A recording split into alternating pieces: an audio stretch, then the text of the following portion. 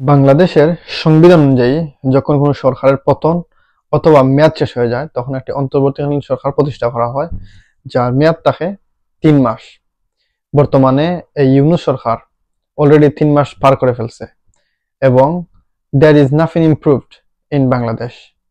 এবং জাতীয় নির্বাচনের জন্য এখন পর্যন্ত কোনো প্রয়োজনীয় পদক্ষেপ নেওয়া হয়নি এবং অতীতে যে মানবাধিকার লঙ্ঘন হয়েছে বর্তমান সময়েও এই অন্তর্বর্তীকালীন সরকারের আমলে চরমভাবে মানবাধিকার লঙ্ঘন হচ্ছে। ২৬শে নভেম্বর অ্যাডভোকেট সাইফুল ইসলামকে যেভাবে আদালত প্রাঙ্গণে নির্মমভাবে হত্যা করা হয়, এই সমস্ত অপরাধীদেরকে এই প্রশাসন, এই সরকার তাদেরকে আইডেন্টিফাই করতে ব্যর্থ, তাদেরকে জবাবদিহির আওতায় আনতে ব্যর্থ।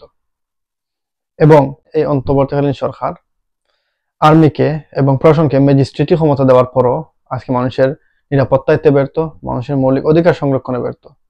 এবং সাইফুর রহমানের হত্যাকাণ্ড ছাড়াও বাংলাদেশের বিভিন্ন প্রান্তে আজকে চরমভাবে মানবাধিকার লঙ্ঘন হচ্ছে এবং এর জন্য এই অন্তর্বর্তীকালীন সরকারকে জবাবদিহি করতে হবে। বর্তমানে আমি মনে করি অতি দ্রুত প্রয়োজনীয় পদক্ষেপ গ্রহণ করে জাতীয় নির্বাচনের আয়োজন করা হোক এবং গণতান্ত্রিক সরকার প্রতিষ্ঠা করা হোক।